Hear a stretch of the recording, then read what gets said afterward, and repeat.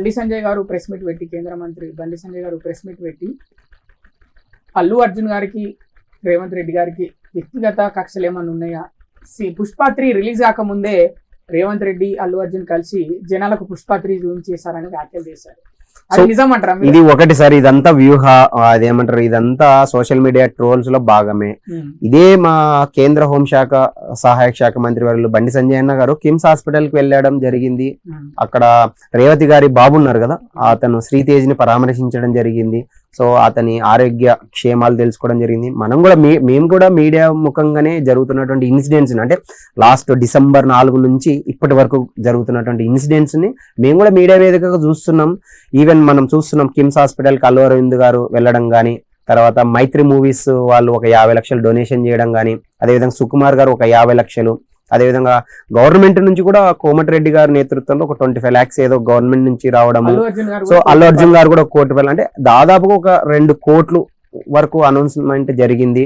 So FDC chairman గా ఉన్నటువంటి దిల్ రాజు గారు దీన్ని ఇనిషియేటివ్ గా తీసుకొని ప్రభుత్వానికి సినిమా ఇండస్ట్రీకి వారధిగా ఉంటూ ఈ చర్యని, అంటే ఇటువంటి చర్యలు, అంటే రేపొద్దున ఏ సినిమా రిలీజ్ అయినా కూడా ఏ హీరోకైనా ఏదైనా ఇట్లాంటి ఫ్యాన్స్ చనిపోకూడదు, తెలుగు సినిమా ఇండస్ట్రీ బాగుండాలి అనే విధంగా ఒక అనుసంధానం తీసుకొని ముందుకు తీసుకెళ్తున్నారు. అది చాలా మంచి విషయం. రేవంత్ రెడ్డి గారు కూడా తెలుగు సినిమా పరిశ్రమని మేము ప్రభుత్వంలో ఒక భాగంగానే చూస్తున్నాం. సో మేము తెలుగు సినిమా పరిశ్రమ కోసమే కృషి చేస్తాము. కాకపోతే మాకు ఒక టర్మ్ అండ్ కండిషన్స్ అని చెప్పేసి ఆయన ఒక టర్మ్ అండ్ కండిషన్స్ తీసుకొచ్చారు. అది నిజంగా స్వాగతించవచ్చు. ఎందుకంటే రాజకీయాలకు అతీతంగా ఏదైనా ఒక ఫిల్మ్ సెలబ్రిటీ ఎవరైనా కూడా సామాజిక స్పృహ కలిగినటువంటి ప్రజల కోసం వినూత్నంగా వాళ్ళ కోసం ట్రై చేయాలనేది ఖచ్చితమే. ఎందుకంటే పుష్ప 3 కనిపించిందా లేదా? పుష్ప 3 ఎందుకు కనిపిస్తుంది, ఎక్కడ కనిపిస్తుంది? అరెస్ట్ చేయడము, బయటికి రావడము, ఈ నేపథ్యాలు. ఇప్పుడు ఒకటండి, మీరు నిజంగా ఒక ఛానల్ కి సంబంధించిన యాంకర్ గా, అదే విధంగా మీడియా వేదికంగా టార్గెటెడ్ గా, అంటే వచ్చిన గెస్ట్లని టార్గెటెడ్ గా క్వశ్చన్స్ విజనరీస్ బాగా టార్గెట్ చేస్తుండ్రు. సో ఇది చాలా మంచి క్వశ్చన్. ఇక్కడ ఏంటంటే సినిమాని సినిమా లాగా చూడాలి సార్. అందులో ఉన్నటువంటి సీన్స్, అంటే రియల్ సినిమా అనేది ఎంటర్టైన్మెంట్ సబ్జెక్టు, ఏదన్నా రియల్ హిస్టరీని కూడా రియల్ కంటెంట్ లకి తీసుకెళ్తారు. అందులో ఒక ఐపీఎస్ ఆఫీసర్ కి దొరకలేదు పుష్ప, ఇక్కడ పుష్ప దొరికాడు అనే వర్షన్ లో మీరు మాట్లాడుతున్నారని నాకు అర్థమైంది. సో ఒకటి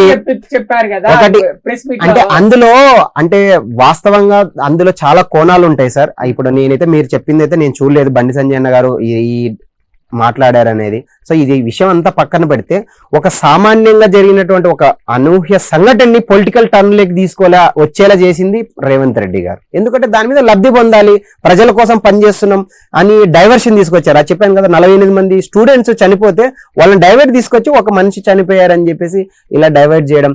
ఇంకా మనకందరికి తెలుసు కాంగ్రెస్ ప్రభుత్వం గురించి, ఎందుకంటే diversion of politics care of address Congress ప్రభుత్వం. బీజేపీ పార్టీ నుంచి పుష్ప 4 ఏమన్నా తీస్తారా?